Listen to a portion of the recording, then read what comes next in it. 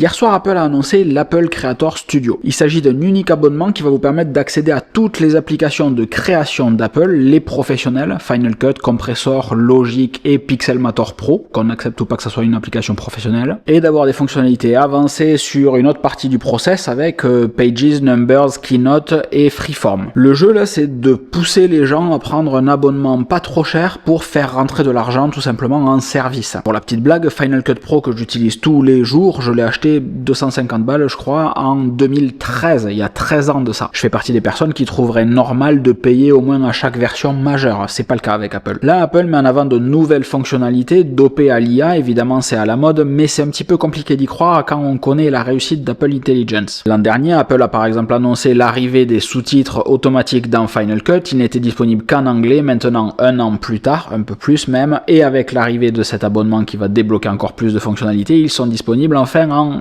anglais. Non, il n'y a pas eu d'évolution du tout en un an. Donc oui, Apple arrive avec des nouvelles fonctionnalités, arrive avec ce service qui est super cool, mais les logiciels n'évoluent pas. Le truc qui est plutôt cool, c'est que vous avez accès à tout ça pour seulement 12,99€ par mois. Pour rappel, Final Cut Pro sur iPad, c'est 5€ par mois. L'idée là aussi, c'est de proposer un écosystème cohérent entre la version Mac et la version iPad des applications. Final Cut fonctionne sur les deux, mais est-ce qu'on pourra envoyer un projet d'un Mac sur un iPad et d'un iPad vers un Mac? Pas sûr. C'est pas communiqué en tout cas. Et on va avoir Pixelmator Pro qui va faire son arrivée sur iPadOS. Pixelmator tout court ne sera plus mis à jour. Vous pouvez acheter les applications et vous aurez le même niveau de service si vous achetez les applications en direct. Donc dans mon cas, ayant acheté Final Cut Pro, je ne devrais voir aucune différence entre mon Final Cut Pro et le Final Cut Pro de la location. Pas même la partie en IA. Et hier, j'étais pas vraiment sûr de ça. Mais pour autant, mon gros grief, c'est le fait que les applications n'évoluent pas. Final Cut n'a toujours pas une interface de montage pour le format vertical par exemple. Le seul vrai sujet en fait de cette annonce, c'est les icônes des applications. Si vous les classez à l'envers, on dirait quelqu'un qui progresse en design, alors qu'en fait,